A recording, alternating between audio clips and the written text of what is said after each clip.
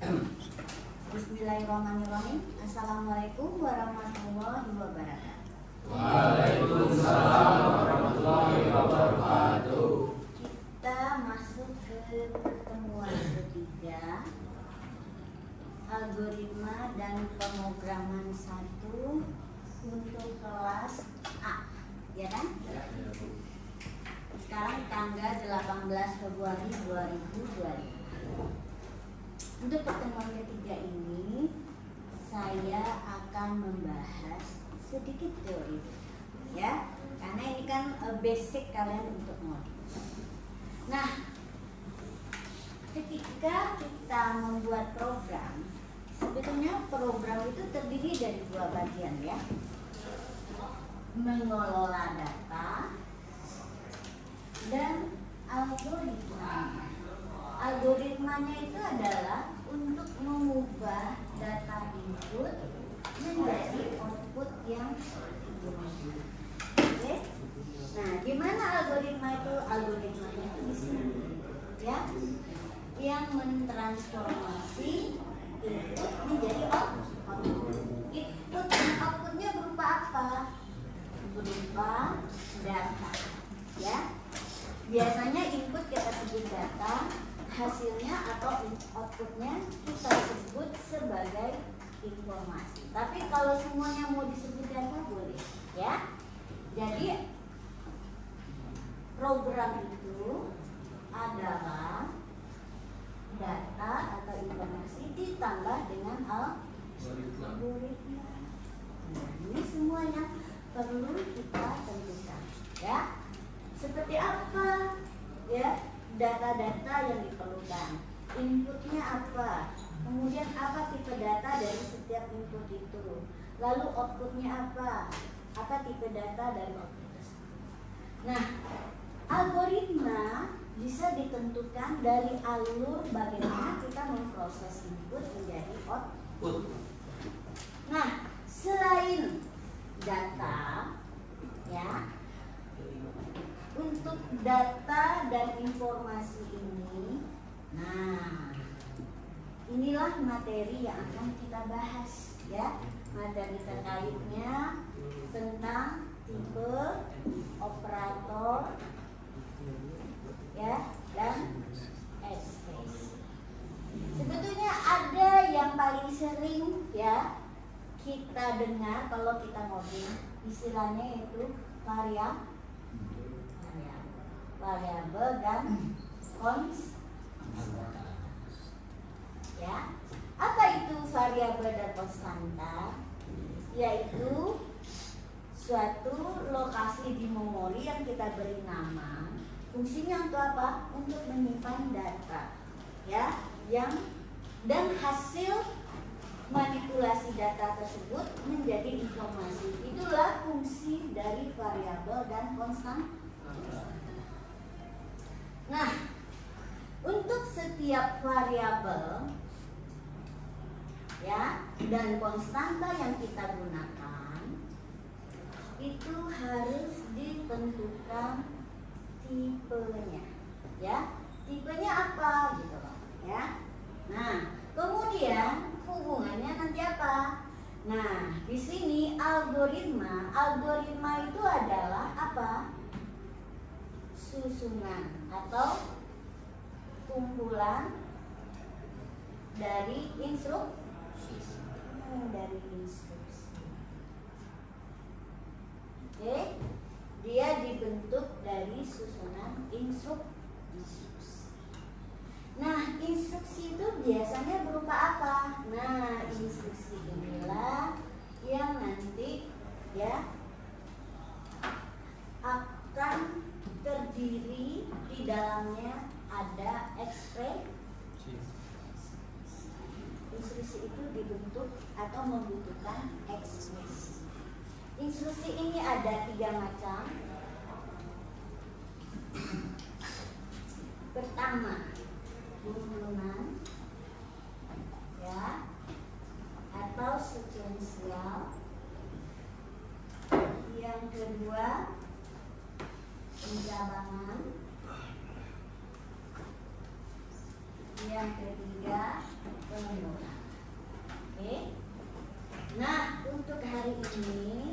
saya mau fokus dulu masalah yang 3 ini. Tipe, operator, operan, dan ekspresi. Oke, kita lihat satu-satu ya. Nah, tipe data, ya. Data yang bisa disimpan atau dimanipulasi melalui suatu program itu banyak tipenya, ya. Ada beberapa macam tipe. Nah, di sini ada, nanti kita kenal tipe data dasar, dan yang kedua adalah tipe bentukan, ya. Oke. Sekarang kita lihat tipe data dasar itu apa? Tipe data dasar itu tipe yang nggak perlu kita deklarasikan lagi, dia sudah disediakan oleh bahasa pemrograman. Kenapa demikian? Itu adalah variasi data-data yang sudah ada yang dalam kehidupan sehari-hari, ya. Data dan kehidupan sehari-hari ini bisa direpresentasikan dalam tipe data dasar. Apa saja itu? Yang pertama adalah bilangan. Oke. Tipe data dasar itu bilangan, ya. Bilangan itu ada 2 macam. Bulat, ya. Bulat dan tidak bulat. Bulat ini biasa dikenal istilahnya dengan tidak bulat atau real. Tidak bulat atau real. Ini nanti tipenya nanti atau penamaannya nanti tergantung pada bahasa pemrograman. Kalau di Java itu ada 2, float dan double, ya. Berbedanya apa? Berbedanya dalam signifikansinya. Oke. Biasanya data-data yang dalam bentuk desimal itu tipenya adalah float, double. Sedangkan hasil pembagian itu bisa didefinisikan dalam bentuk float, tapi nggak bisa dalam bentuk. Oke, terus apa lagi? Selain bilangan bulat, selain bilangan ada lagi karakter. Kita udah cobain kemarin ya, gimana cara mengentry karakter. Lalu ada lagi string. Lalu ada lagi logic atau boleh ya.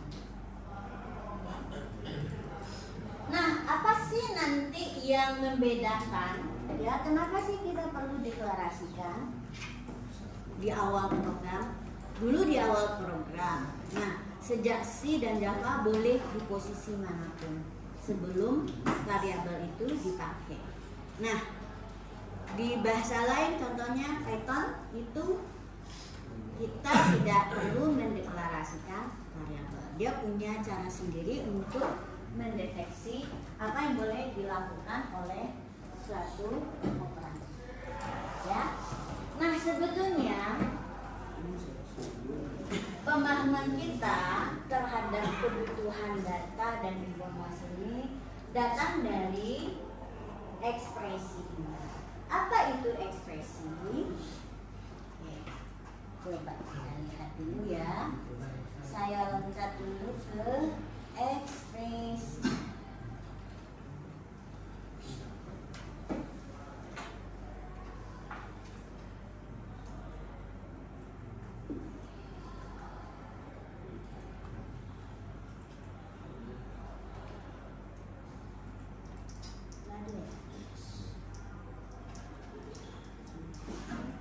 Nah, nih ya.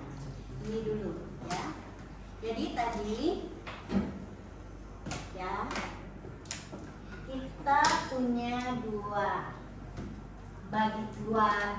elemen yang membentuk program, yaitu data dan algoritma.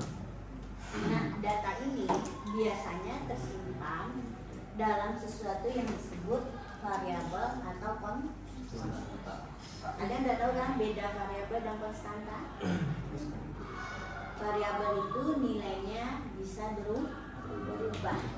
Biasanya akan diubah oleh algoritma atau deretan instruksi. Sedangkan konstanta biasanya dia tempat menyimpan data tapi nilainya tetap. Dari mana isi datanya? Contohnya kalian masuk di sini di EF ini dari awal sampai akhir jurusannya nggak berubah. Nah, atau apalagi yang nggak berubah? Nilai pi, nilai gravitasi. Nah, itu nggak berubah ya. Konstanta yang sudah ditetapkan dalam suatu model matematik atau rumus fisika itu tidak berubah. Nah, lalu mengapa sih kita perlu menentukan tipe dari sebuah variabel? Nah, ini sebabnya ya. Karena data ini akan dimanipulasi melalui sesuatu instruksi ya, di mana di dalamnya ada ekspresi. Apa itu ekspresi? Ekspresi adalah susunan ya, susunan atas operan dan operator. Operan itu apa? Operan adalah nilai yang dioperasikan dengan operator tertentu ya. Operan dapat berupa konstanta atau variabel ya, oke, atau variabel. Bisa konstantanya langsung nilainya atau bisa juga berupa nama yang berbentuk konstanta. Contohnya kemarin kita gunakan di sini.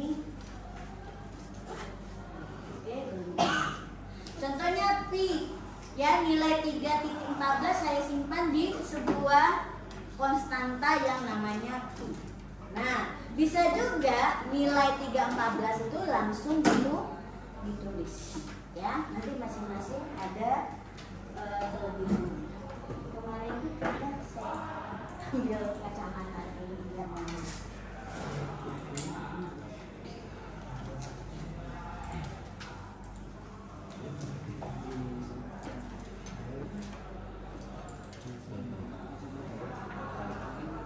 Ini kelas A ya. Itu kelas C. Oh, sebentar. Salah. Ini kelas A ini ya.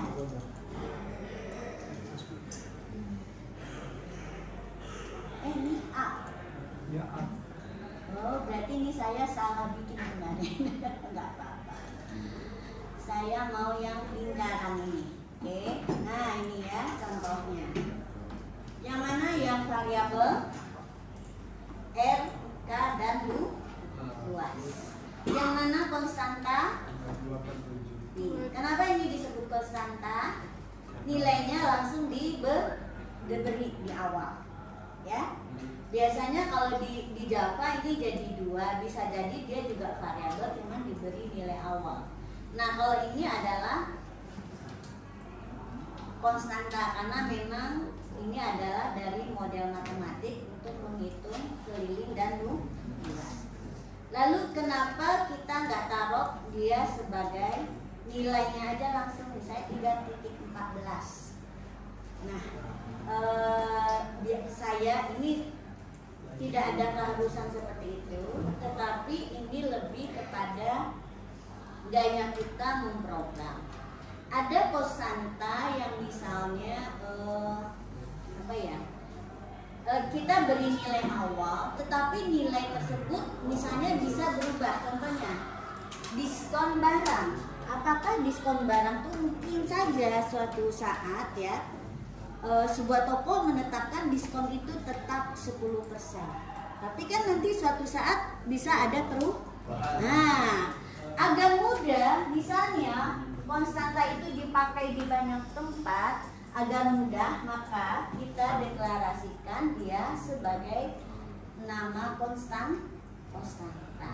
Ya, kenapa? Kalau dia berubah, kita harus mengubah di banyak tempat. Kalau ini kita hanya mengubah pada saat dia didefinisikan, gitu ya. Jadi meskipun konstanta, daripada menulis angka di sini, lebih baik kita simpan dia sebagai sebuah nama. Ya, oke? kembali ke yang tadi. Nah, jadi kebutuhan kita untuk mendefinisikan tipe dari konstanta itu sebetulnya agak tertib, ya, agar patuh, ya, pada ketentuan yang kita definisikan ini. Di sini kita lihat, ya, bahwa kebutuhan kita itu adalah kita akan memanipulasi input menjadi output itu lewat serangkaian instruksi. Nah, instruksi tersebut biasanya ada elemen dasarnya, yaitu ekspresi, ya. Nah, di sini ada ketentuan bahwa suatu operan itu bisa berupa apa? Variabel atau konstanta. Dia hanya boleh dioperasikan, ya, menggunakan operator yang sesuai dengan tipe datanya. Contohnya, kalau dia itu adalah sebuah string misalnya, ya, NRP kalian berapa? Biasanya sekarang 24 30 005 gitu, ya. Ini misalnya, ini NRP kalian tuh biasanya mau dilakukan apa terhadap NRP? Mau dijumlahkan?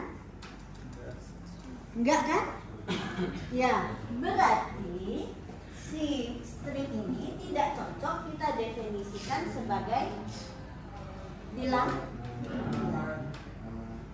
Ya.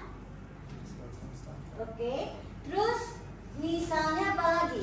Oh ya. Suatu bilangan, ya, suatu bilangan yang kita ingin mendapatkan sisa baginya adalah bilangan, ya, sisa baginya. Contohnya, kapan kita ingin menentukan kalau jam itu bilangan bulat atau ganjil? Bilangan bulat atau real? Jam. Ada bilangan 11, ada jam 11,5? Enggak ada kan? Tapi kalau nilai ujian kalian? Ada. Bisa. Ya. Kenapa demikian? Karena untuk suatu jam, ya, jam itu nanti kita perlu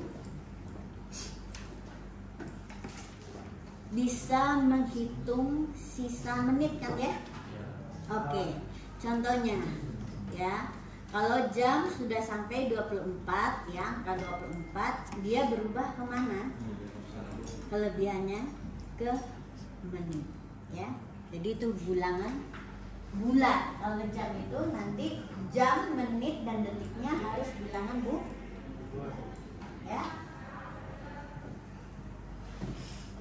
Ada perbedaan, ya, apa yang bisa dilakukan, ya, sesuai dengan tipe data. Nah, sekarang kita lihat dulu, ya, ekspresi. Ekspresi ini ada dua macam, ya.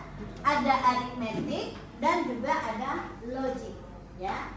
Aritmetik itu adalah, ya, di mana kita bisa melakukan ekspresi, ya. Ekspresi ini ada dua macam, ada aritmetik. Ini hasilnya adalah bilangan. Hasilnya adalah bilangan, ya. Oke, contoh A tambah B kali misalnya 5, ya. Apakah A dan B ini tipenya apa kira-kira? String. A tambah B kali 5 ini ekspresi apa? Aritmetik. Kira-kira A dan B bertipe apa? kasih bertipe bilangan. String nggak bisa dijumlahkan dengan angka seperti ini, ya. Oke, jadi A dan B adalah bilangan, ya. Bisa bilangan bulat, bisa real, ya. Bisa bulat atau real, ya. Nah, kalau misalnya gini,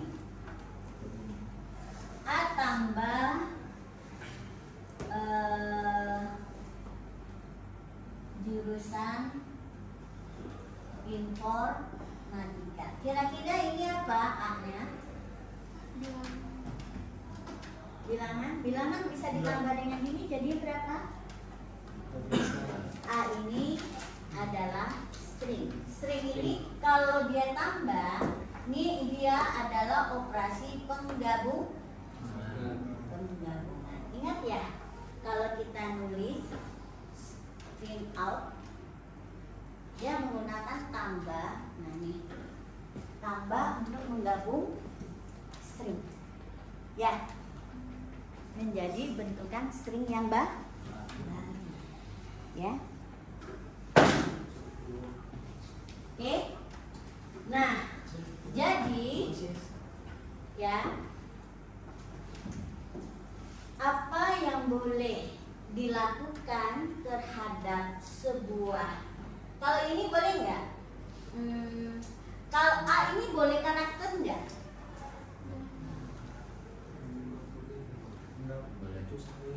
Susah. Kalau karakter bisa juga sih.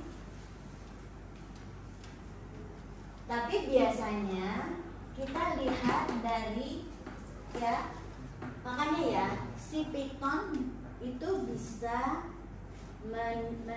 tanpa mendeklarasikan variabel. Dia menilai dari mana? Dari operator yang digunakan. Ya, contohnya ini. Kalau pakai ada kali ini, ya, nggak mungkin si B dan A ini adalah string, ya. Jadi kalau B ini berarti ada nilai string yang tersimpan sebelumnya, berarti ini ekspresinya pasti salah. Kenapa? Oh, silau ya? Nggak kelihatan. Atau lambat? Mau ditutup? Sepertinya ini ya.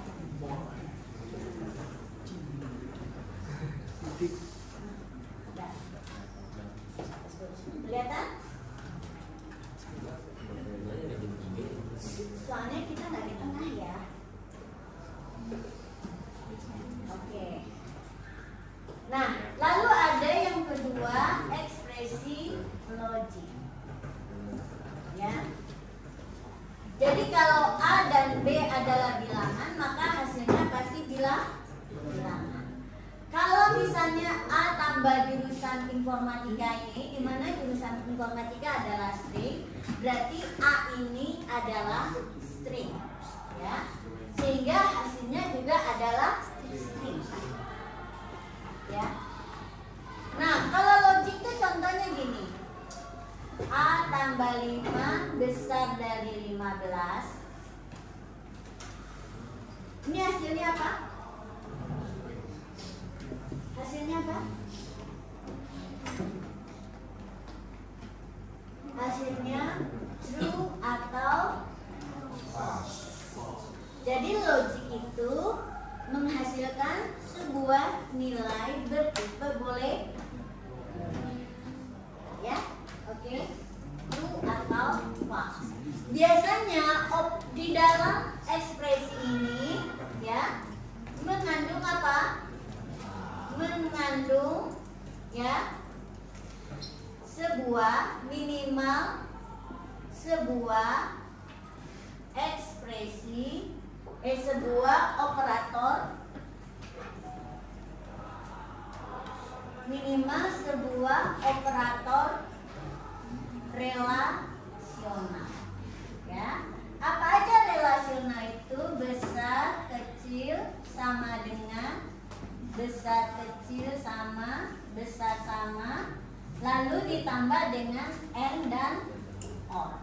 ya, itu adalah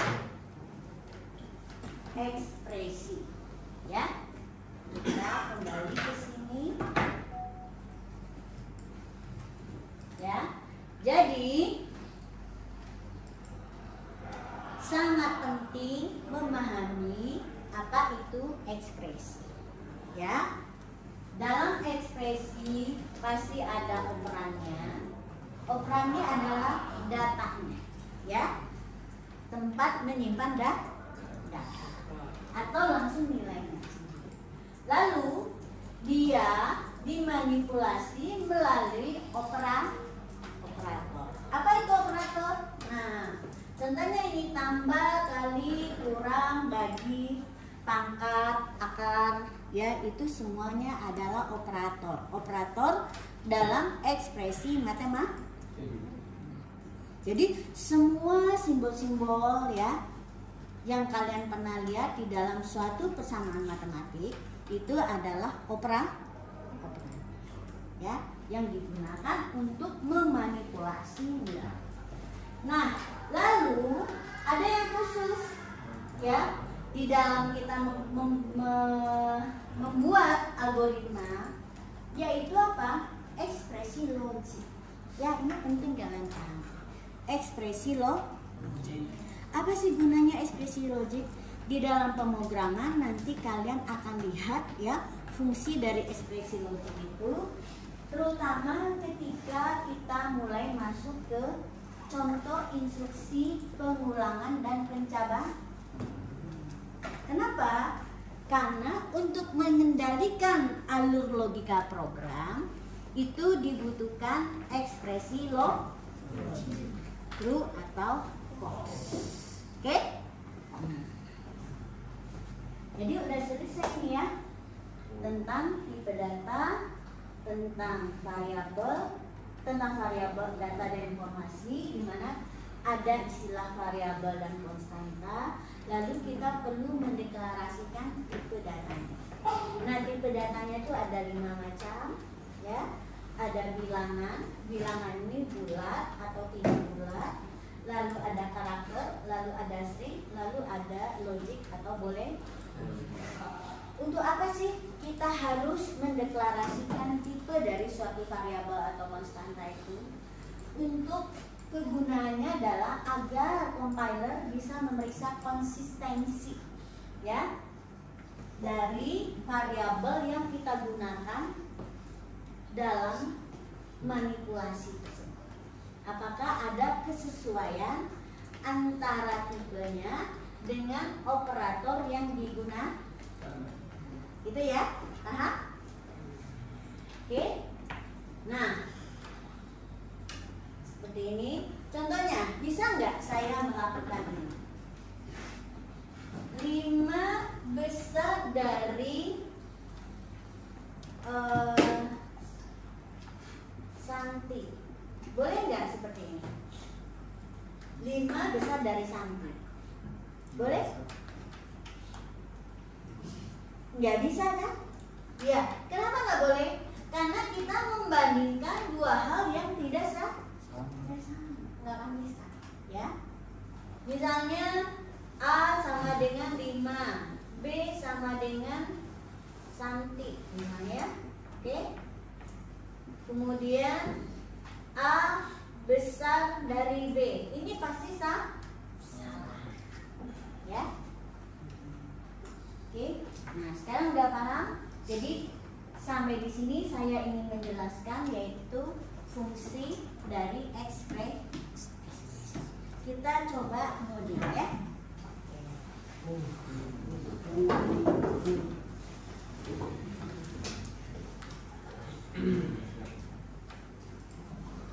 Kita masuk dulu ke sini, ya. Kita belajar apa itu suatu yang namanya sekuensial, ya. Suatu sekuensial. Yang sekuensial itu yang gimana sih? Ya.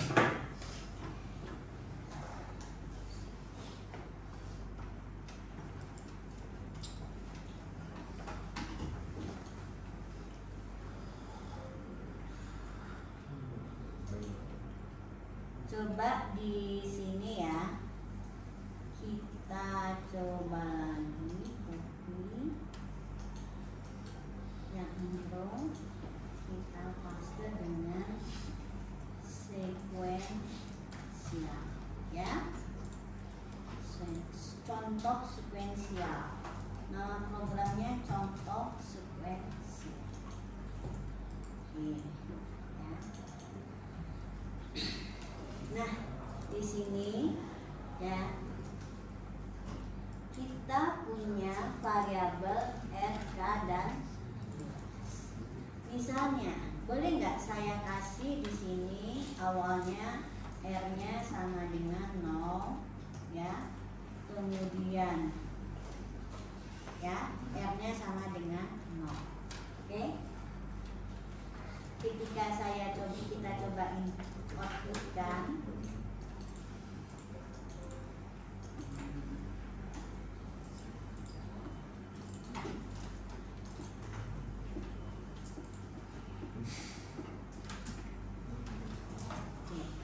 menurut kalian di sini kan ada kita meminta menuliskan ya nilai dari jari jam ya.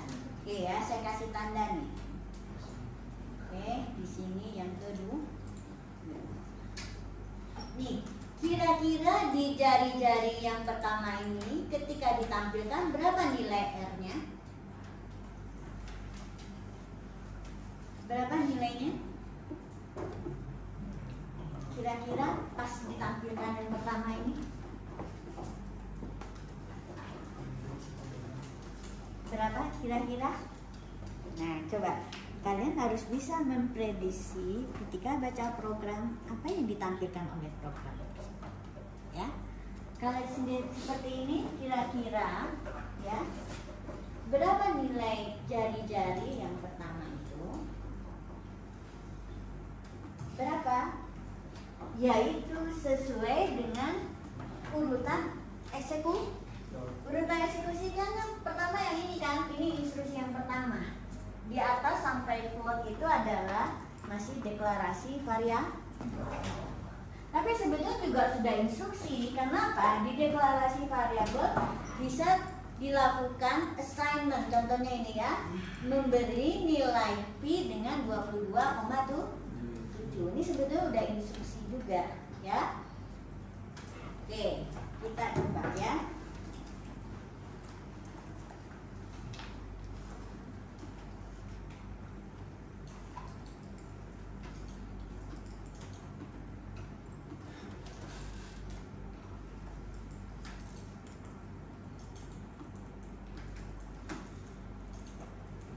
Nilai ini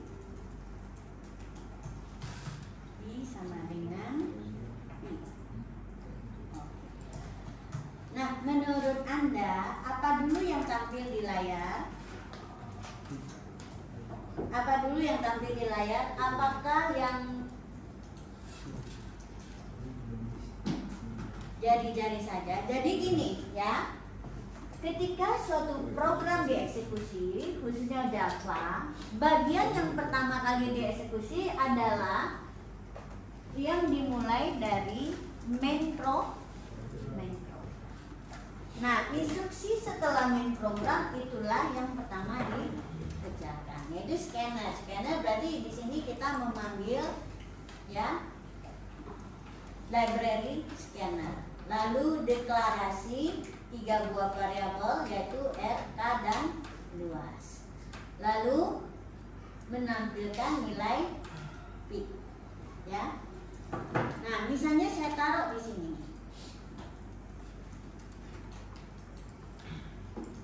Ya, di atas ini saya taruh semuanya. Ya. Kita coba tampilkan nilai. Oke.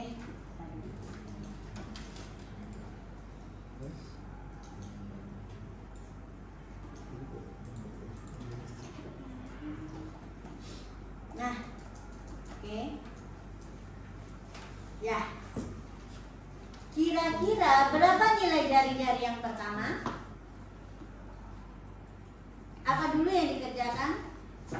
opsi sesuai dengan urutan ditulisnya. Ya. Nah di sini kenapa dia nggak mau? Ada merah? Karena belum diberi nilai awal. Di Java suatu ya informasi yang ditampilkan itu dia perlu nilai awal. Jadi ini nggak bisa kita tampilkan ya. Tapi di bahasa pemrograman tertentu bisa gitu ya. Oke. Ini berarti nggak bisa ya. Oke. Lalu berarti yang dikerjakan pertama adalah nilai R diberi dengan 0. Sehingga ketika dia ditampilkan bisa ya. Oke. Yang setelah itu R0 adalah menampilkan nilai P. Ya. Terus jari-jari menampilkan jari-jari dan jari-jari dibaca nilainya. Oke? Coba perhatikan ya. Nah, ya. Nilai P adalah, nah kenapa P-nya 3.0? Harusnya berapa? Kenapa begitu? 88, jadi kita nggak bisa pakai float ya. Coba kita ganti dia dengan double. Untung kan?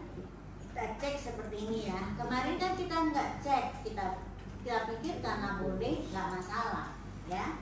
Ternyata dia masalah karena ada pembulatan. Oleh sebab itu efeknya kemana nih? K-nya juga harus double. Ya, lebih baik ini juga kita ganti ke double daripada di cascading ya. Oke, ini double. Kita coba run. Kok masih? Nah, di sini tetap ya ternyata, atau dia harus diginikan dulu. Double. Karena ini 22 bagi 7, tahu nggak? Ini bisa dikategorikan hasilnya karena 22 bulat, 7 bulat, dia dianggap pembagian integer, sehingga diambil bagian yang bulat. Oke, saya coba kembalikan lagi ya. Sini nih ke, saya coba lagi ke plot tadi, ya. Di sini berarti juga plot. Oke, ya. Nah ini nggak masalah ya. Coba kita cek berapa nilai Q-nya. Nah sudah bisa 3.14. Lebih signifikansinya lebih banyak ya. Nah coba lihat jari-jari pertama nilainya adalah 0.0. Kenapa pakai desimal? Karena si R-nya kita jadikan float. Ya. Si R-nya jadi float. Ya, jadi dia adalah nilainya, walaupun di sini kita tulisnya hanyalah 0, dia akan diberi desimal. Misalnya saya tulis di sini 10 gitu ya. Berarti dia adalah 10,0. Oke, 10.0. Nah sekarang kita masukkan ya. Kalian hati-hati nih, ini ingat banget ya. Nanti kalau error jangan sampai lupa. Saya kasih 23,5. Bisa? Ini dikerjain kita memang dihitung lingkaran atau tanpa sekuensial? Ini kan masih sekuensial. Nah, sekarang ini dikerjainnya itu dihitung lingkaran. Dihitung lingkaran? Enggak, coba lihat ya. Sekarang coba lihat ini belajar yang namanya sekuensial ya. Sekuensial itu adalah sebuah instruksi, dia akan dikerjakan sesuai dengan urutan dia itu. Bukan, kelas saya itu di kelasnya kelas hitung lingkaran, bukan contoh sekuensi. Oh, iya. Nggak apa-apa sih, ini masih lingkaran. Oke, kita mau copy juga boleh. Tapi ini sekaligus memperbaiki ya. Karena yang kemarin itu apa yang salah? Saya tidak lakukan cascading ya. Kalian perbaiki ya. Oke. Kita coba copy ini ya ke tadi. Mana? Contoh sekuensial. Mana ini ada contoh sekuensial ya? Ya. Kita ubah ya. Kita ubah ini. Saya kopikan tadi ke contoh lingkaran. Saya kopikan ke sini. Oke. Paste dulu. Lalu yang ini saya bawa ke contoh kita cut. Oke. Ke contoh sekuensial. Nah ini saya hapus dulu, saya paste. Oke ya. Nih kelebihan satu. Oke. Jadi ini nggak bisa karena nilainya apa? Nilai yang ditampilkan atau nilai yang kita tuliskan di dalam sebuah ekspresi, dia harus sudah ada nilai awal. Ya, oke. Contohnya ini adalah yang ditulis dalam bentuk ekspresi. Ini ekspresi matematika. Coba lagi ini kita tutup ya. R saya tutup. Yang pas yang mana? Yang input ini juga saya tutup. Coba ini jadi error. Kenapa error? Kenapa error? Karena nilai R-nya belum A. Oke, jadi syaratnya apa? Nilai yang ditampilkan ke layar atau nilai yang kita tulis dalam suatu ekspresi, dia harus sudah ada nih nilai, ya. Jadi variabelnya itu harus sudah ada nih nilai. Mau lewat assignment atau lewat input boleh, ya. Oke. Nah sekarang apa beda? Oke, ya. Ini ketika kita hitung nilai K, nilai R-nya berapa? Nilai R-nya berapa? Apakah nilai R-nya 10? Apakah nilai R-nya pasti 10 di sini? Pasti 10? Pasti 10 tidak? Mana yang dikali 2? Enggak, nilai R-nya. Nilai R-nya pasti 10 enggak di sini? Pasti 10? Siapa yang bilang pasti 10? Nah, apa-apa, jawab aja. Nah, harus yakin ya. Harus yakin. Ketika kalian yakin ya, apapun jawaban saya, nanti kalian akan ingat. Oke ya? Siapa yang bilang ini belum pasti 10? Berarti yang lain ragu-ragu, nggak punya prinsip. Nah, saya menjelaskan yang namanya sekuensial itu, dia instruksinya dikerjakan urut dari atas sampai bawah. Ya, pertama apa yang dikerjakan? Di sini yang ada perubahan nilai itu mulai menetapkan nilai konstanta pi-nya, ya. Lalu berikutnya memberi nilai terhadap R dengan 10. Berikutnya apa? Menampilkan nilai pi ke layar. Terus menampilkan nilai jari-jari. Berapa nilai jari-jari ketika ditampilkan di sini? Ketika di sini berapa nilai jari-jarinya? Berapa? Berapa nilai jari-jarinya? 10 karena nilai R yang terakhir adalah 10. Nah, di sini kita membaca lagi nilai R. Membaca ini dari input. Berapa nilai R di sini? Ini kan input ya. Input itu nilainya tergantung pada apa yang diketikkan oleh user. Berapa nilainya jadinya? Tergantung. Ya, jadi ketika dia ketemu ini, ya, jadi nilai R-nya bisa berubah. Karena apa?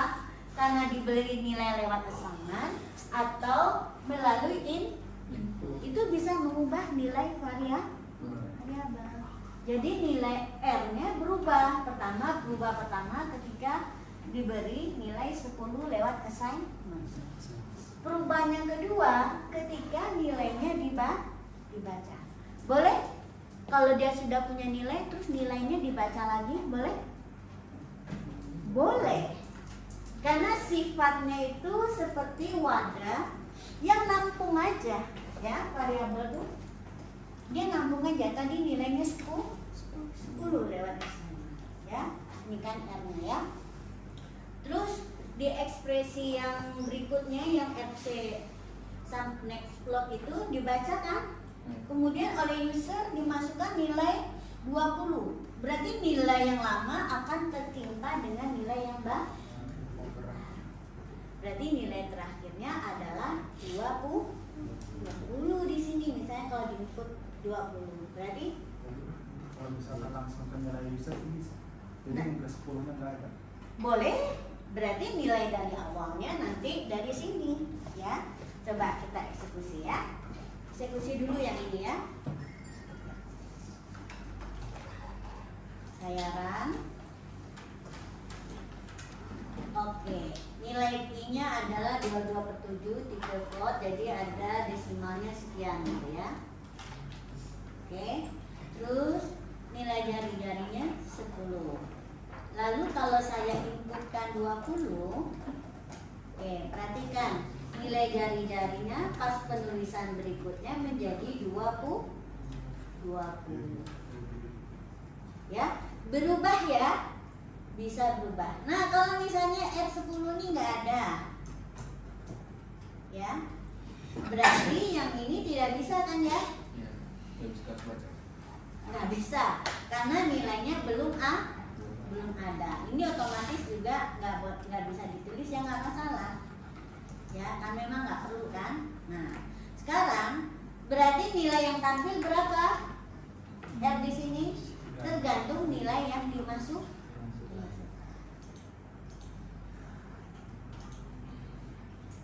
Saya masukkan misalnya 10 atau 15, ya, berarti nilainya 15. Oke? Ya, gitu. Nah, sekarang kita coba lagi contoh sekuensial berikutnya. Copy.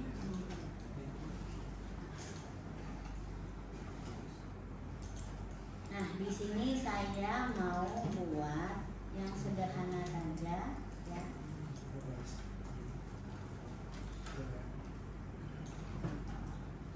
Oke.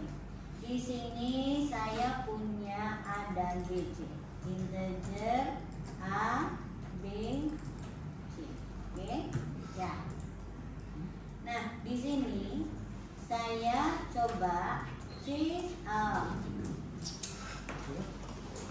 sama dengan A tambah B. Boleh nggak? Kenapa boleh? Padahal kan A-nya belum ada nilai. Karena sama-sama. Karena belum masuk. Karena sama bentuk. Masih variabel. Bentuknya masih sama. Nggak boleh harusnya, ya. Tapi boleh. Kenapa? Diberi nilai default. Coba kita tampilkan, ya, di sini berapa nilai A, B, dan C. Nilai A, ya, ini A, nilai B, ya, ini B, oke, nilai C. Oke, kita coba, ya, berapa nilai A dan B dan C di sini. Oke, oh, ternyata nggak mau, dia nggak maunya tadi bisa, ya. Nggak mau kan? Bener ya? Tidak. Oh, coba saya ambil lagi.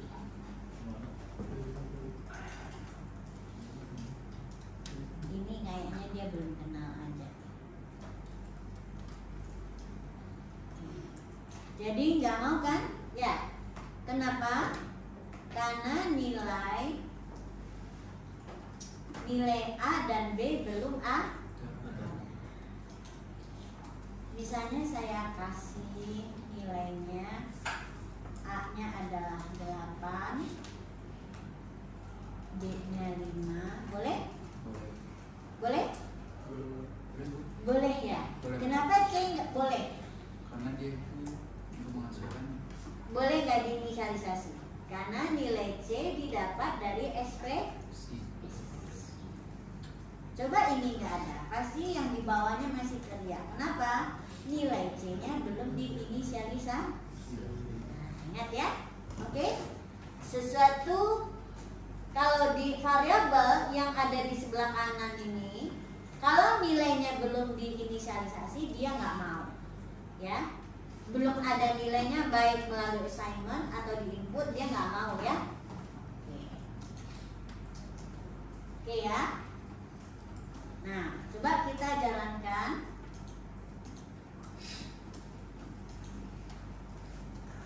Nilai A sama dengan 5, B 8, C-nya 3. Oke, sekarang saya lakukan ini. Ya. Ini kalau kalian nanti ngedetect ya, ini pemahaman ini perlu kalau kalian memeriksa kesalahan eksekusi program, kesalahan logik. Jadi coba-cobakan dengan menampilkan sebuah nilai, ya. Kenapa kok hasilnya nggak sesuai dengan yang diharapkan? Oke, sekarang saya A sama dengan B, ya. B sama dengan A.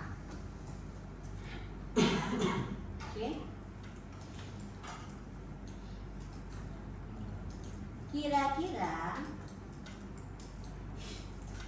Kira-kira berapa nilai A, B, dan C? A sama dengan B, B sama dengan A, C sama dengan A tambah B. Oke, apakah hasilnya masih sama? Ada yang tidur. Tuh kan, kalau nggak di laptop pasti ngantuk, ya. Oke. Nah, sekarang ini di sini tadi nilai A-nya 5, B-nya sama dengan 8, C-nya sama dengan 13. Lalu saya kasih A sama dengan B, B sama dengan A, lalu C sama dengan A tambah B. Apakah nilainya kira-kira masih sama? Tidak. Berapa nilai A-nya?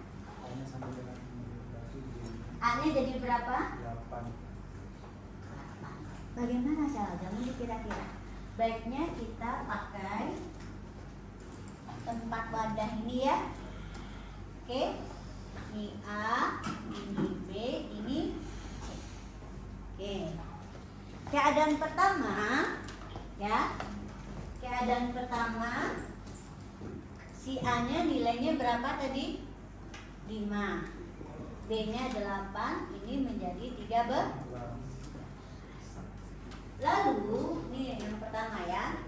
Setelah itu, si A-nya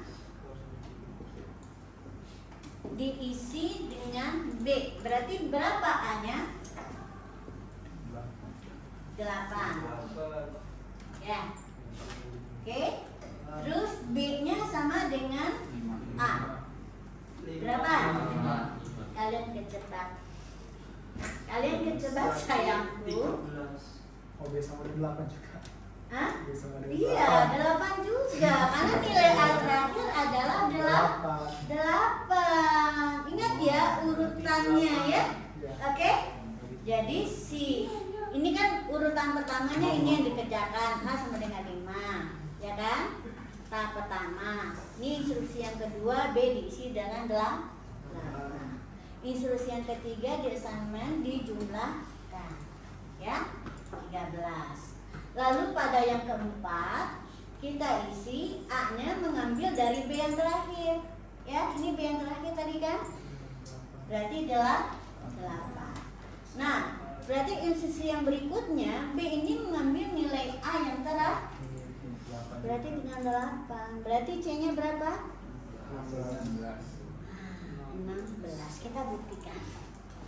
Ya, jadi hati-hati ya dengan ini adalah sekuensial.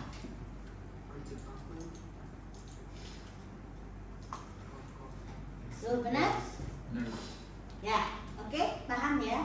Bu, terus gimana kalau kita mau menukar dua bilangan? Kita ingin menukarnya, ya? Oke, contoh ya menukar. Copy, paste lagi ya, paste.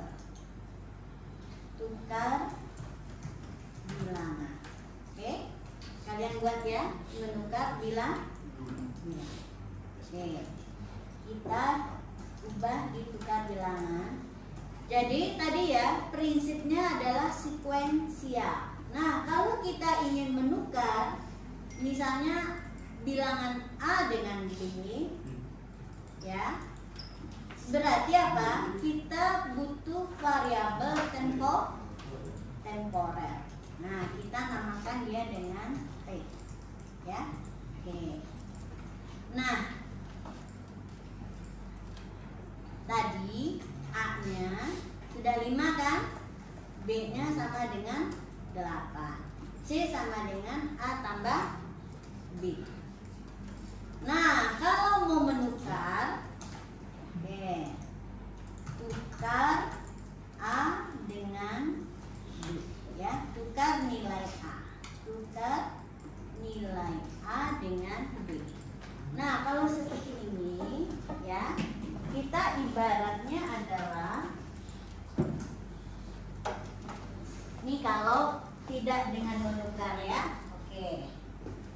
Sekarang tadi A sama dengan 5, B sama dengan 8. Oke. Bisa diarahkan ke sini sedikit. Oke, ya. Nah, C sama dengan 13. Nah, kalau kita ingin menukar,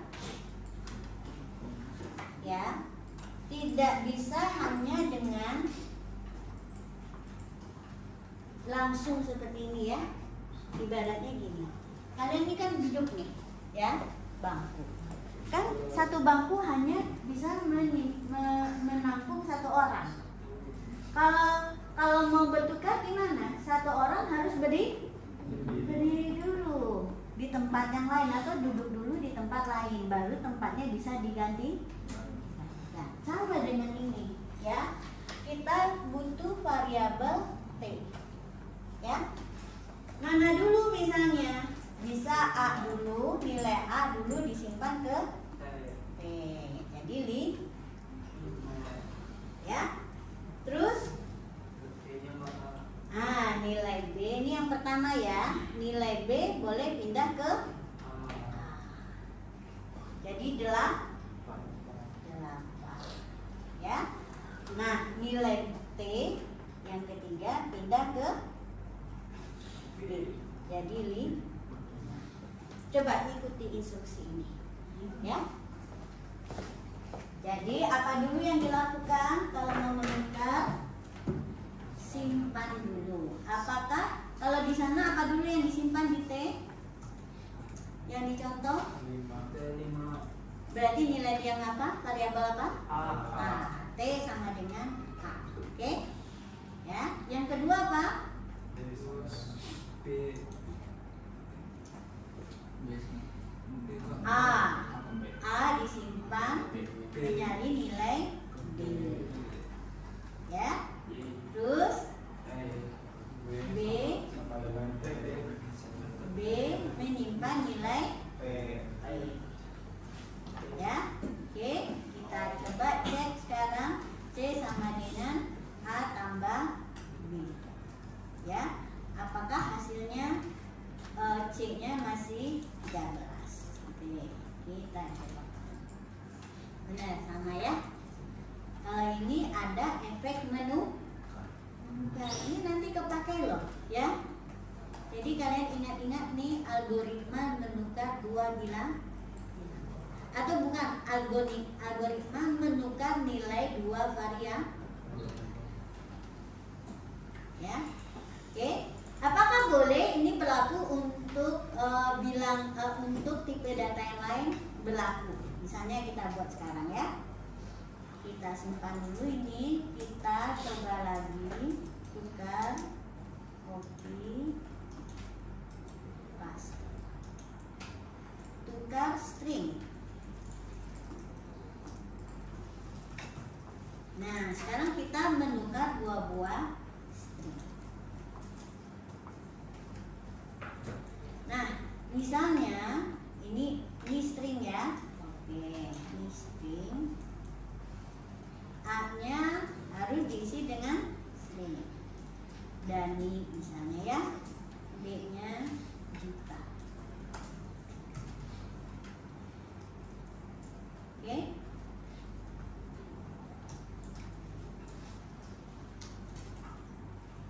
C-nya boleh ya. C-nya juga string. Oke. Ya. Nah, sekarang A tambah B boleh loh langsung ya. Oke. Ya. Langsung ditulis seperti ini. Coba kita lihat hasilnya ya. Oke.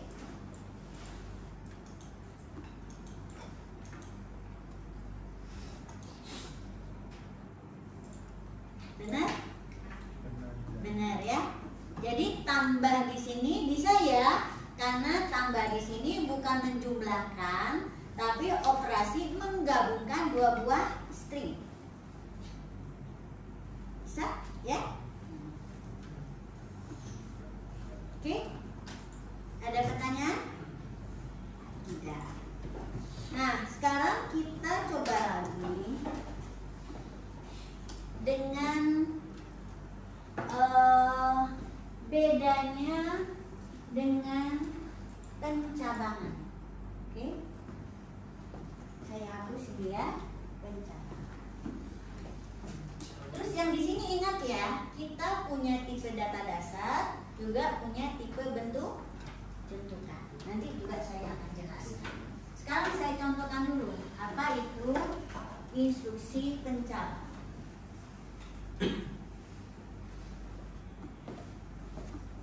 Ini tadi sudah. Oke.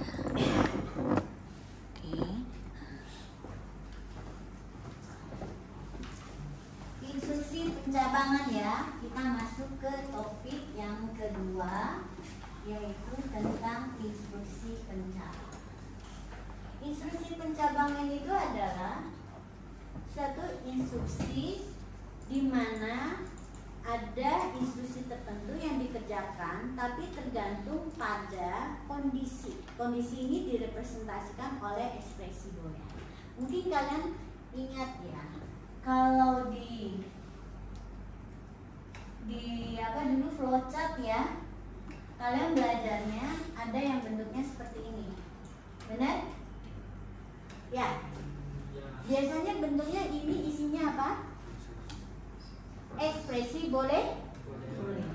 Misalnya kita buat ya. Misalkan bilangan, atau saya tulis aja A ya. Ini kita input sebuah bilangan ya, A. Nah, kita mau cek ganjil ya, ganjil genap. Nah, kita input suatu bilangan. Nah, untuk bisa ganjil genap itu berdasarkan apa? Bilangan genap itu bilangan yang bagaimana sih? Nah, kita perlu pemahaman dulu ya. Bilangan genap itu bilangan seperti apa? Bukan bisa ya, habis. Semua bilangan bisa dibagi dengan bilangan apapun, kecuali bilangan 0, ya kan? Yang mau kita cek adalah sisa pembagi. Nah, kalau bilangan genap sisa baginya berapa? Sisa bagi dengan berapa? Sisa bagi dengan 2. Ya. Jadi A Kalau sisa bagi itu pakai operator mod ya. Mod ini khusus untuk bilangan integer. Kalian tidak bisa menggunakan memeriksa sisa bagi kalau itu bilangan real ya. Mod 2. Nah, kalau dia adalah sisanya sama dengan 0, kalau true ya, berarti ini ekspresi boolean ya. Maka dia adalah bilangan apa? Output genap ya, genap. Jika tidak, output ganjil. Jika false, output ganjil ya. Terus mau ditampilkan lagi kata selesai, berarti di sini baru kita ketik output selesai. Bisa kalian tuliskan algoritmanya dalam bentuk pseudocode? Pseudocode-nya seperti apa? Nah, ini satu-satu ya. Setiap yang dalam kotak ini adalah satu instruksi. Coba ya, cek ganjil genap. Oke. Kamusnya ada apa? Ada berapa variabel di sini? Hanya satu, yaitu si A. Tipenya apa? Tipenya apa? Si A? Bilangan apa? Bulat ya. Real nggak boleh ya. Khusus untuk mod tidak boleh bilangan real ya. Ini ketentuan tipenya. Jadi A bertipe integer. Sekarang algoritma. Dimulai dari mana dulu algoritmanya? Input si A. Input A. Terus yang mana lagi? A mod 2. Pakai apa ini? Pakai if. Nah, ini if ini adalah instruksi pencabangan. Terus kita tulis ekspresinya sesuai A mod 2 sama dengan 0. Oke. Nah, dan ini adalah yang bagian true. Apa yang dikerjakan bagian true?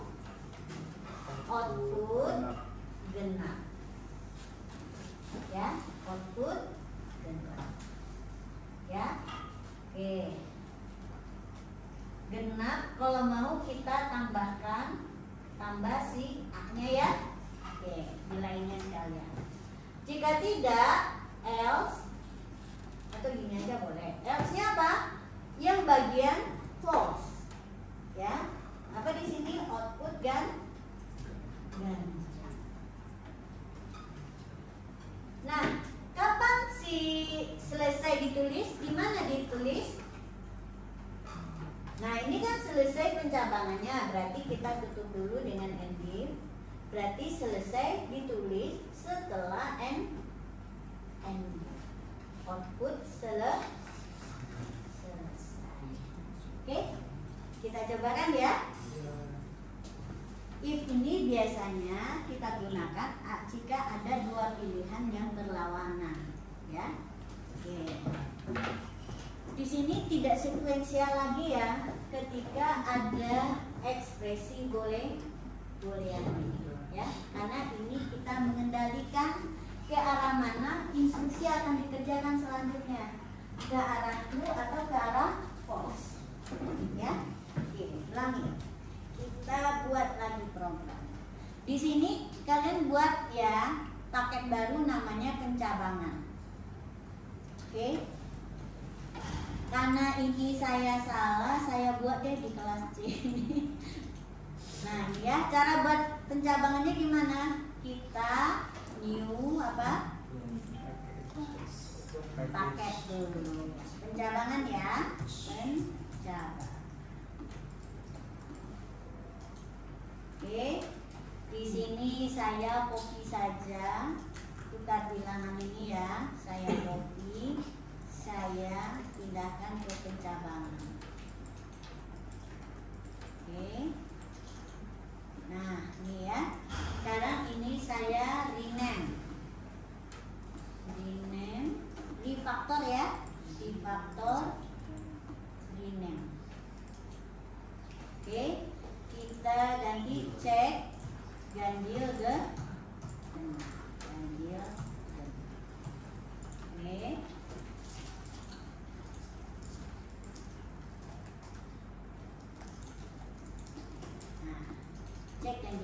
Ya, oke. Sekarang kita tadi input dulu ya si A-nya. Ini integer A. Oke. Dia tanpa nilai ya. Oke. Kemudian kita baca nilainya. Oke, baca nilai saya copy aja ini. Ya, ingat ya, copy lah di mana instruksi itu contohnya ada, kalian copy aja dari sana. Di sini kita tampilkan. Oke, saya baca nilai A ya, input A. Oke.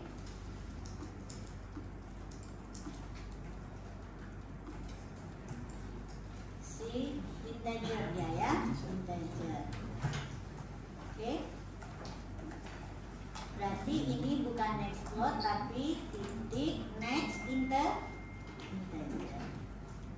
Next, nah ini next.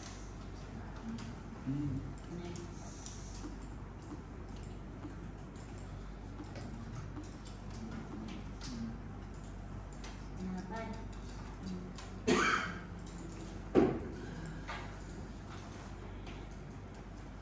Titik, nah next integernya mana ya? Next.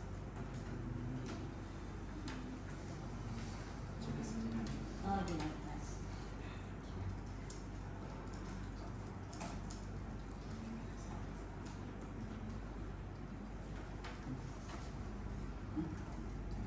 Nah ini dia. Oke.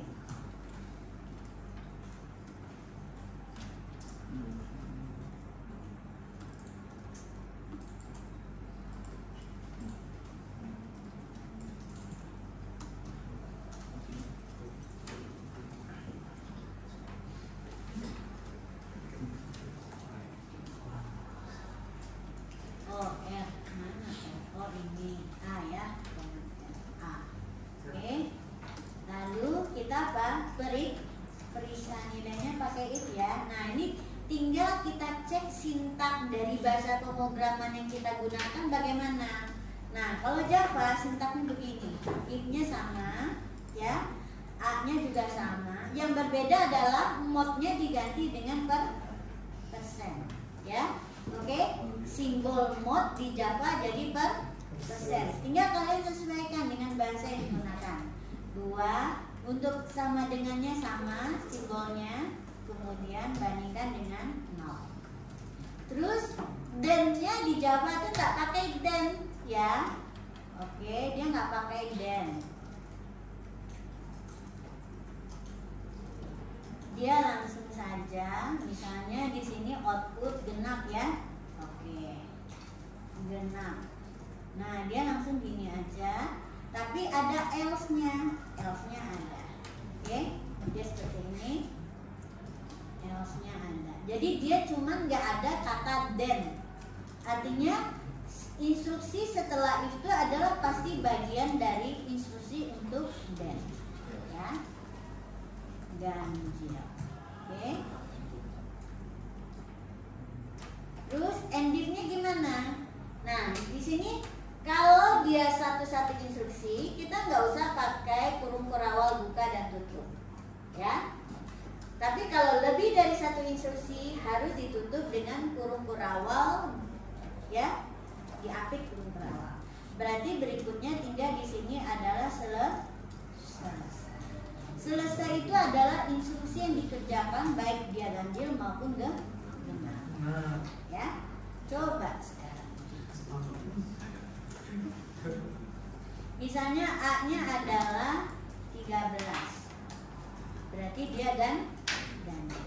Sekarang saya coba masukkan dia A-nya adalah 16. Dia genap, selesai juga dikerjakan.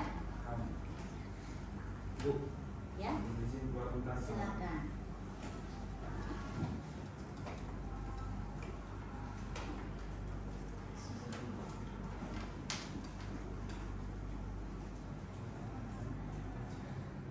Kalau mau nilainya juga ditampilkan, tinggal ditambah A.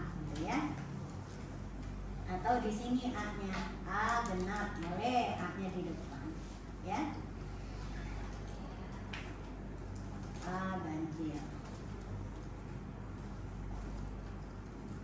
Nah, mau gini juga boleh, ya. Coba kita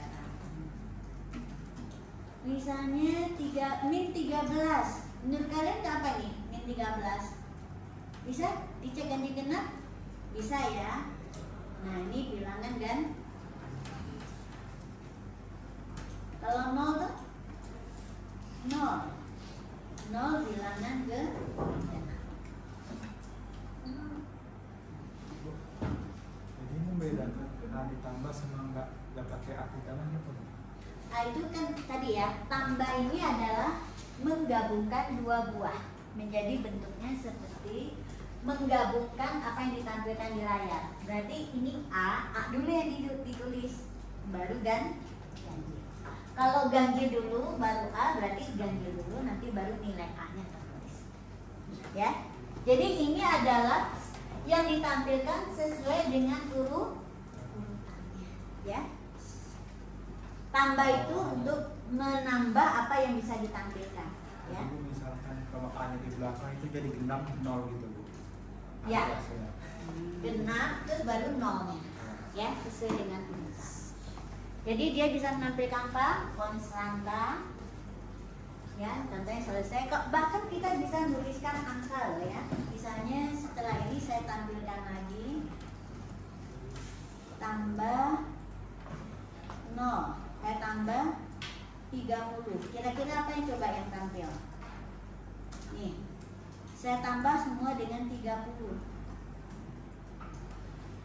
Tampil nggak angka 30-nya? Tampil. Dia akan tampil apa ada. Bisa misalkan isikan 5 ya, tuh. Ya, karena print ini bisa menampilkan konstanta apa adanya dan variabel, ya, ditulis sesuai dengan urutan.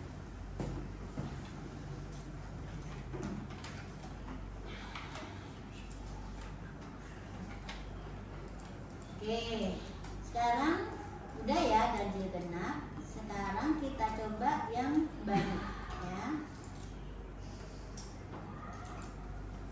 Misalnya kita buat sekarang cek kabisat.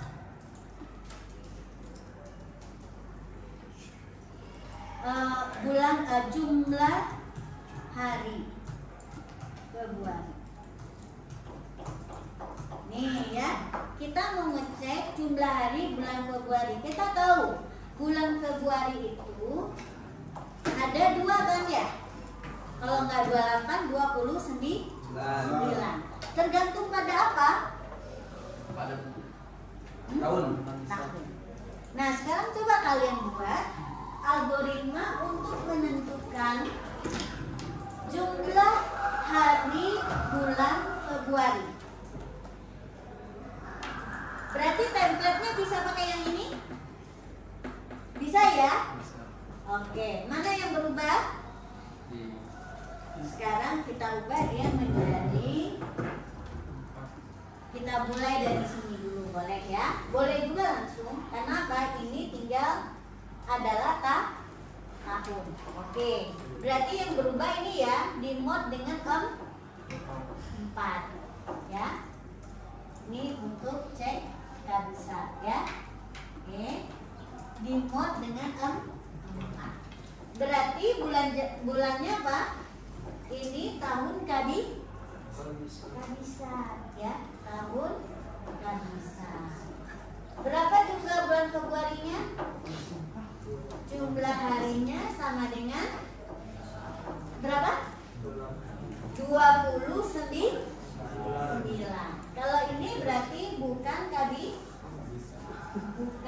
kabisat. Ya.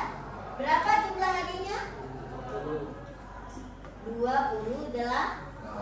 Berarti kita butuh berapa variabel sekarang? Selain A juga butuh jumlah hari.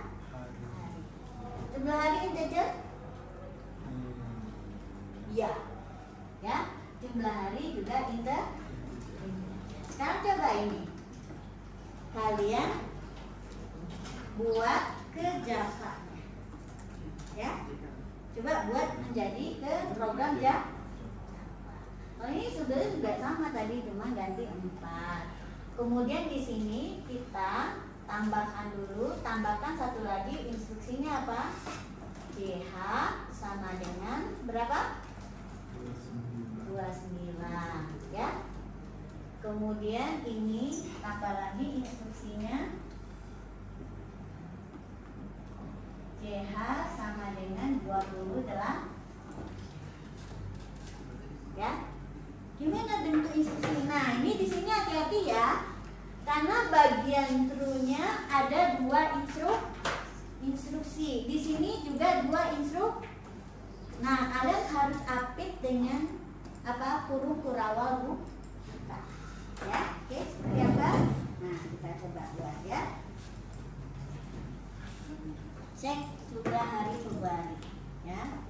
Oke, jumlah hari bulan Februari ini ditambah tadi apa? JH. Oke, JH. Ini menjadi dibagi dengan 4. Nah, di sini kita ya, perhatikan ini saya buka kurung, di sini saya tutup lagi dengan kurung kurawal tutup.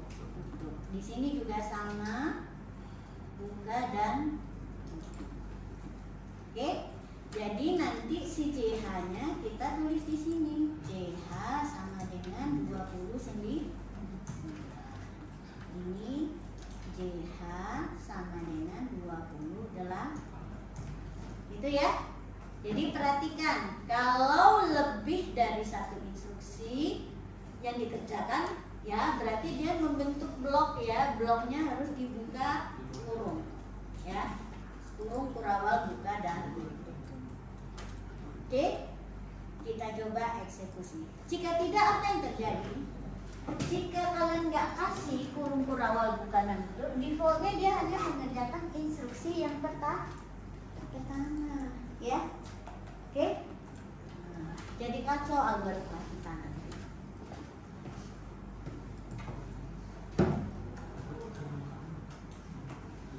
Oh, sebentar ya. Ini adalah input tahun ya.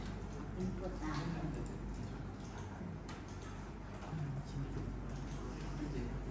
Input tahunnya 1994. Kok ganjil? Ini kabisat ya. Kabisat. Kemudian hilangkan 30 nih ya. Ini bukan kabisat. Bukan kabisat. Ini enggak ada.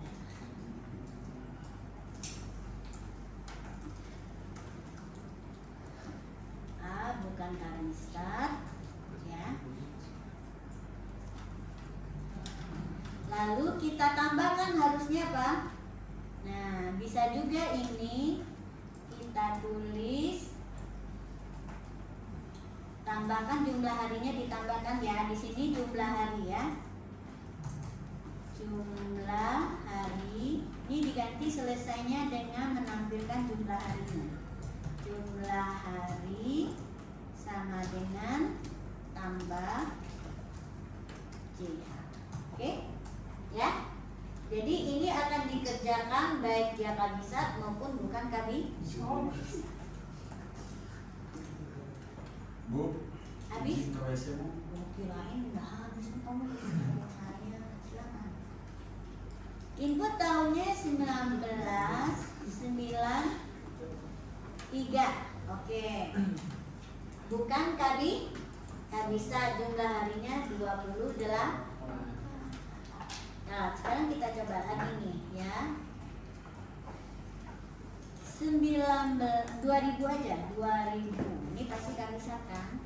Jumlah tahun kabisat ya, 2000 itu kabisat, jumlah harinya 29. Paham? Sudah ya.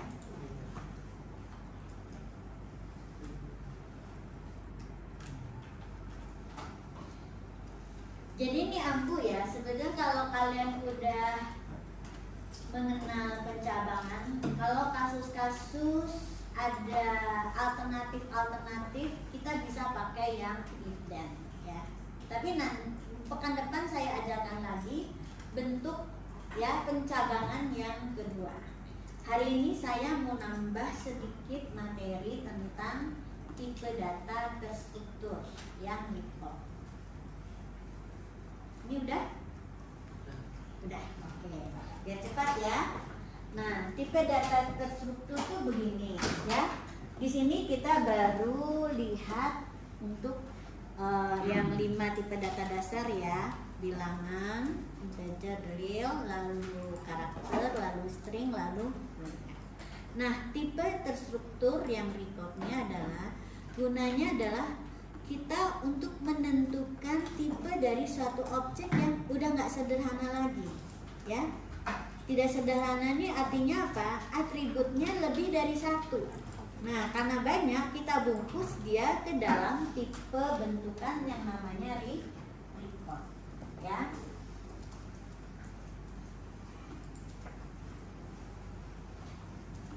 Contohnya ya, tipe bentukan record ya. Oke ya. Apa contohnya objek yang atributnya tidak hanya satu?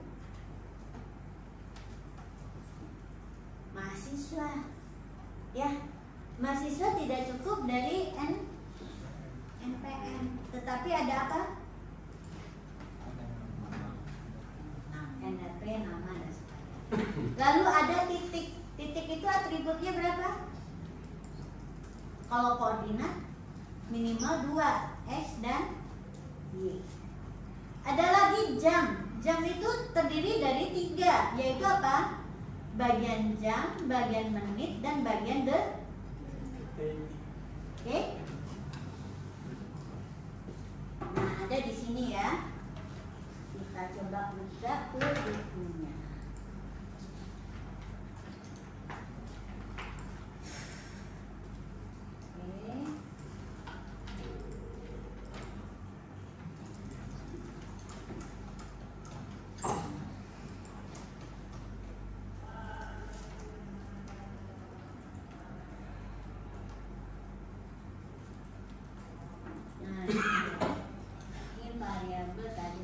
Konstanta udah ya.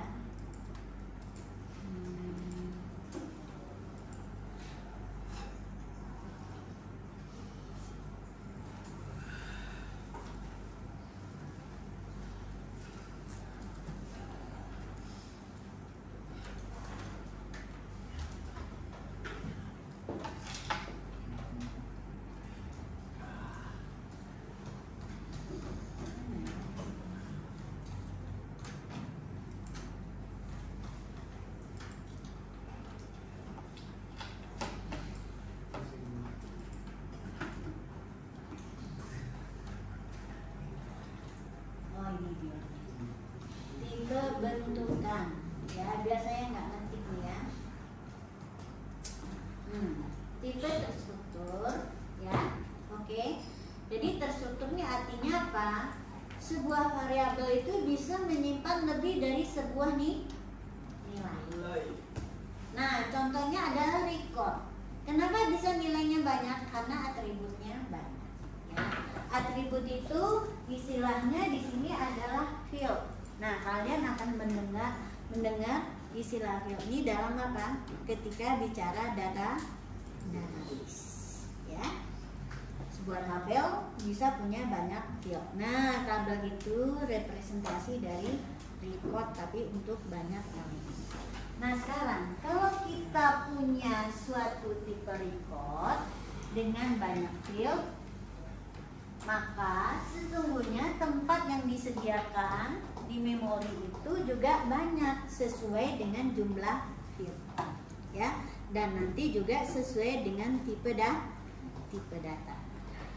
Oke, nah yang paling ini adalah contohnya bentuk yang record itu adalah untuk titik. Lalu apa lagi? Selain titik ada lagi yang bentuknya itu contohnya ini ya. Nah, ini kalau definisinya tipenya adalah titik. Nah, nilai dari atributnya yaitu X dan Y itu bisa integer, bisa real ya, tergantung kalian mau bagaimana. Ini contoh menuliskan nilai konstantanya dalam kurung siku ya. Oke, kita pakai bentuk kurung siku. Nah, ada lagi bilang kompleks. Lalu ini adalah cara kita mengakses nilai dari suatu atribut ya, melalui nama variabel dan atributnya dan fieldnya tadi. Kemudian ada lagi contoh untuk tanggal ini ya, dimana DD, MM dan BG tipenya juga adalah integer. Oke, nah ini contohnya ya. Nah, kita gunakan saja. Tipe bentukan record contohnya adalah titik. Nah, cara kita mendefinisikan, kalau di sini pakainya type. Kalau kalian mau niru gaya Java juga boleh ya. Gaya Java itu pakai apa? Kelas. Karena tipe ini, tipe recordnya akan diimplementasikan di Java dengan kelas. Ya, ingat kalau kita membentuk suatu kelas, kita artinya membentuk suatu tipe baru, tipe bentukan baru ya kalau di Java ini. Misalnya kelas titik. Nah, sekarang ya, ingat atribut didefinisikan langsung di bawah kelas ini. Contohnya nanti kelas titik itu adalah integer X dan ya. Oke. Berarti ini apa? Ini kelasnya adalah sebuah record. Ini contoh ya. Dalam Java kalian definisikan seperti ini. Dalam pseudocode boleh juga nulisnya seperti ini. Type ya, record. Type namanya apa? Titik ya, sama dengan integer X dan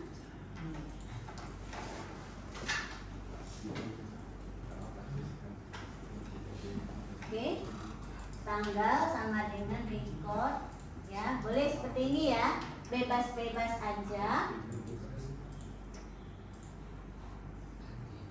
Kita tutup seperti ini ya. Oke, mana yang kalian suka? Saya lebih suka kalian pakai yang ini aja nanti untuk di algoritma ya. Misalnya kapan pakai nulis algoritma ketika kalian ujian, saya nggak akan minta kalian nulis lengkap dalam Java gaya Java ya.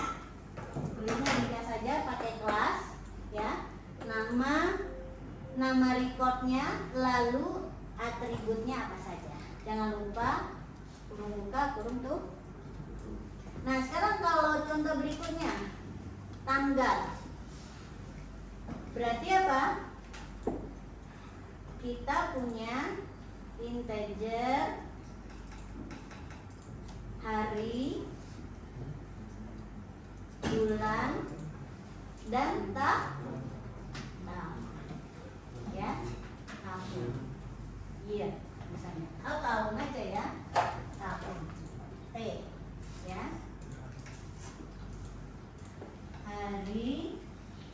hari, bulan, dan tahun ya. Lalu apa lagi? Jam, kelas jam ya, ada integer jam, menit, dan detik ya. Lalu ada lagi mahasiswa. Kalau mahasiswa gimana? Kalian mau ada apa aja kalau mahasiswa? Kelas, mahasiswa. Kira-kira apa saja? String. Tadi apa? NPM, nama, apa lagi? Kelas. Atau usia aja ya? Usia integer. Usia. Atau nggak mau usia gini, maunya tanggal lahir gitu ya. Tanggal lahir gimana tipenya? Tanggal lahir di mana? Birth date, ya, tanggal lahir. Birth date. Berarti tipenya nggak integer kan? Berarti tipenya harus tanggal. Jadi kita bisa ya menentukan tipe dari suatu data ini pakai tipe yang sudah didefinisikan, ya. Nah, contohnya gini, dimana date-nya, tanggal lahirnya pakai tipe tanggal. Kenapa tadi? Dia adalah tipe bentukan, bisa digunakan untuk menentukan tipe baik variabel yang lain maupun atribut. Oke, kita sekarang belajar ya implementasikan ke Java gimana? Dia cuma singkat aja kayak gini ya. Oke? Nah, di Java kalian bikin ya satu lagi paket namanya record ya. Record ya. Oke. Lalu bikin kelas baru. Copy aja nih yang dari yang tadi ya.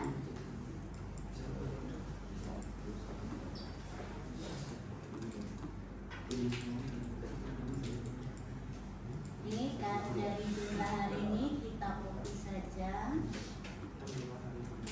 Atau dari ya boleh. Kita buat ya. Record ya. Oke, kita copy aja, cek yang di genap ini copy. Copy ke record. Bebas ya yang mana yang mau di copy. Paste. Oke. Nah, di sini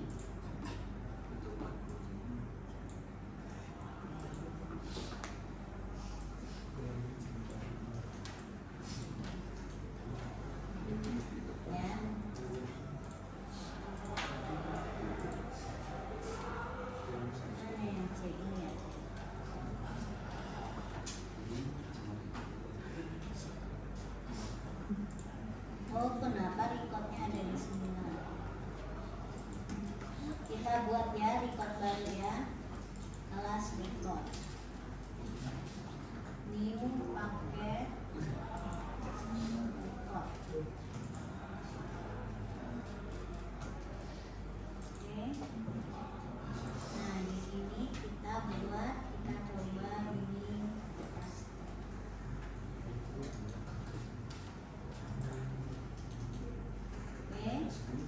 Kita ubah refactor dia menjadi record ya. Rename dia kelas apa yang mau dicoba pertama titik ya. Titik. Oke. Benar. Oke. Nah, sini ya. Nah, bedanya apa? Titik. Oke.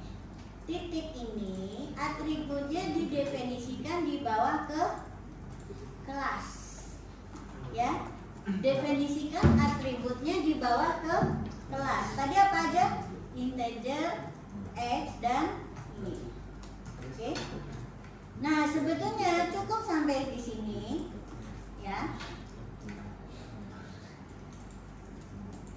Nah, udah bisa ya. Cuman ini nggak bisa dieksekusi, oke? Nggak bisa dieksekusi. Tuh kan dia mengeksekusi yang lain. Kenapa? Karena tidak ada main program. Main programnya bisa ditaruh di mana? Kita bisa taruh di sini kan, ya.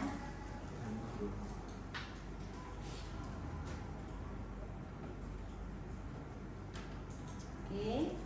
Misalnya kita taruh di sini, kita rename dulu ya, rename refactor, rename main record misalnya ya, main record. Oke. Ya.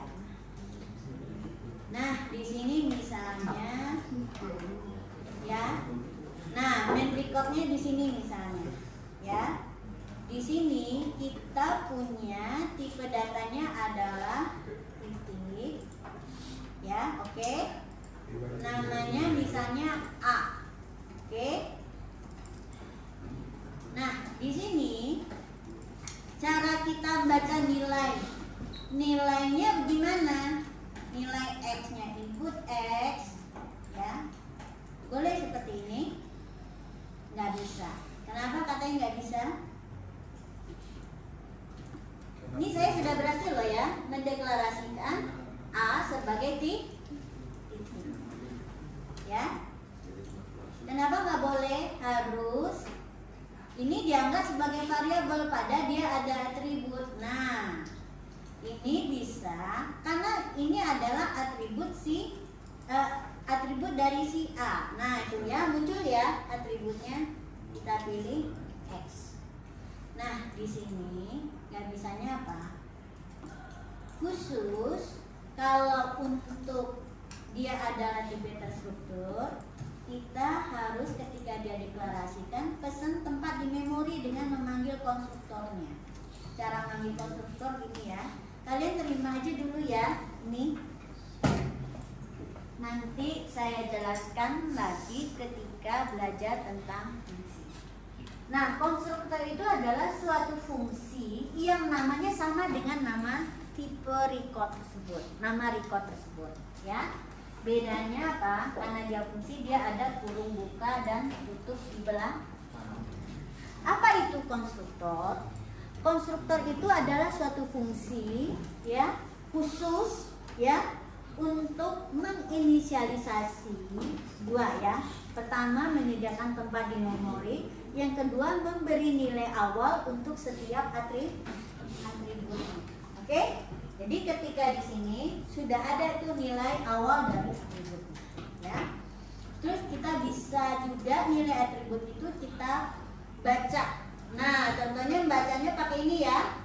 Harus lewat nama variabel lalu pakai atribut dipisahkan titik. Ya.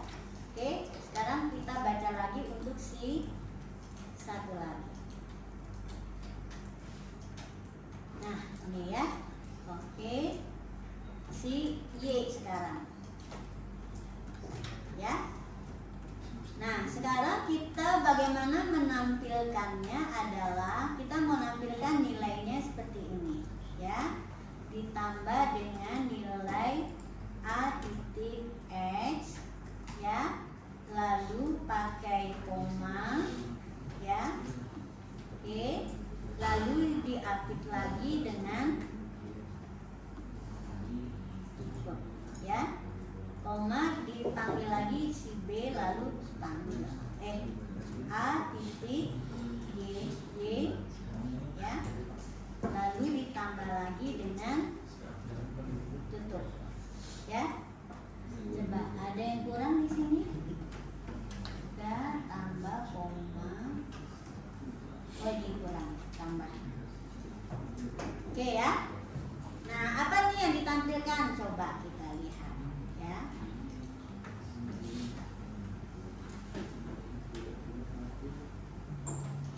Ini bukan X lagi tapi Y. Oke, kita jalankan. Nah, ini nilai X-nya 5, nilai Y-nya 7. Berarti titik T-nya adalah 5,7 koordinat. Ya. Oke, kita coba lagi. X-nya adalah 90, ininya 34, ya, 90, 34. Bagaimana kalau ada dua variabel? Nah, bisa juga ya. Kalau dua variabel misalnya gini. Kita punya satu lagi, ya, namanya juga titik. Boleh nggak pakai koma ya? Kayaknya boleh. B sama dengan, jangan lupa ya, ambil pakai konstruktornya titik. Oke, ya. Nah, misalnya gini ya, kita males input lagi. Kita tulis aja nih B sama dengan A. Boleh?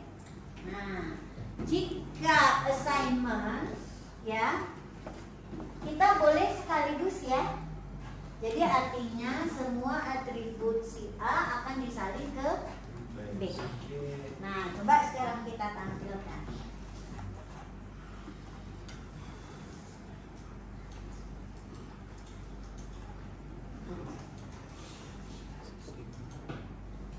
Oke. Ini kita tulis, ini adalah A ya. A sama dengan. Oke. Ini B ya. B sama dengan. Ini ganti dengan B. Ya, ini B. Oke, kita lihat. Benar nggak si B ini berisi nilai si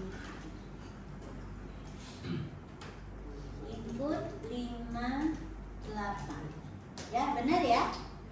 Bisa. Nah, kita pengen tahu sebelum diisi berapa sih kira-kira nilai A dan B-nya? Kan tadi kita panggil konstruktor. Nah, bisa ya di sini kita tampilkan ya. Kita tampilkan nilai A dan B-nya. Ini B. Oke, ini nilai B. Ya. Sebelum di input berapa nilai A dan B-nya? Nah, ini kalian lihat ya. Ini nggak error ya. Padahal nilainya belum pernah sudah sebetulnya, yaitu pada saat dia dipanggil konstruktor. Pada saat dipanggil konstruktor, nilainya atribut itu diberi nilai default, yaitu nilai sesuai dengan tipenya. Kalau dia integer, nilai defaultnya adalah 0 ya. Kalau dia string, dia nilai defaultnya adalah string kosong. Coba kita cek sekarang. Benar nggak 0 ya? Tuh, benar ya? Nilainya adalah 0. Oke? Sekarang kita inputkan nilai A-nya ya. Itu nilai untuk A-nya 9, 13. Benar ya? Oke. Menarik kan? Ngoding itu asik, kalian harus semangat. Kalian nggak perlu susah ngoding, enggak. Itu seperti belajar naik sepeda, sama seperti belajar naik mobil. Bawa mobil itu lebih susah ya. Kira-kira kayak belajar naik pakai mobil lah. Ada yang harus dipelajari basicnya. Tapi seapapun kalau kalian nggak pernah praktek pasti nggak bisa. Tapi kalau kalian nggak begitu bisa, tapi punya keberanian, punya ketekunan untuk belajar praktek, suatu saat akan bisa. Ya. Codingan yang titik Java. Yang titik Java, boleh lihat codingannya. Titik Java-nya yang mana? Di bawah main record. Oh, titik Java. Oke. Ini udah? Udah. Oke, titik Java ya. Nah, ini kan belum. Jadi titik Java hanya berisi deklarasi tipe titik dan variabel. Nah, bisa nggak agar si titik ini boleh kita eksekusi? Bisa aja, kalian tinggal copy ini ya. Kan tadi ini saya pisahkan ya. Titik ini kok bisa kenal Bu? Selama dia ada di paket yang sama, dia dikenal ya. Oke, sekarang kita mau titik ini bisa dieksekusi. Caranya gimana? Kalian copy aja nih main program ini. Copy ya, copy. Terus kita isi titiknya dengan ini. Ditambahkan. Ini efeknya sama ya. Nah, kalau dia ada main program, kita jadi bisa ini di oke. Nah, bisa ya, sama ya. Jadi bisa dikira. Tapi dia tetap dianggap sebetulnya main program ini bukan bagian dari kelas titik. Dia bebas aja ya. Oke, mau terletak di dalam titiknya atau di luar titiknya, ini tetap adalah sebuah tipe data. Ya. Oke. Alhamdulillah ini latihannya lebih banyak dari kemarin. Oh ya, tugas kalian selesaikan pesanan matematik ini. AX kuadrat tambah BX tambah C. X1 kita mau mencari X1 dan X2. Ini 0 ya. Nah, X1 dan X2 nya kita cari dengan min B tambah kurang akar B kuadrat kurang 4A AC berarti. Itu ngumpulinnya gimana, Bu? Gak dikumpulin, kalian kerjakan di rumah. Nanti pekan depan saya tanya. Ya, cara nulisnya tahu? Cara mencarinya pertama kalian harus cari dulu di nilai D-nya, yaitu B kuadrat kurang 4A. Nah, X1-nya sama dengan min B tambah akar D per 2A. X2-nya sama dengan min D kurang akar D per 2A. Hati-hati, nilai D kalau kecil dari 0 itu tidak bisa dicari. Ya, kalau D-nya besar sama dengan 0, X1 bisa, X2 di akar imajinasi. Ya, oke, ini rumus matematiknya udah belajar kan di SMK ya. Nah, ini PR-nya ini ya. PR, coba selesaikan. Kalian butuh apa? Butuh pencabangan. Ya, pencabangannya adalah ketika kalian periksa nilai D. Ya, oke. Makasih.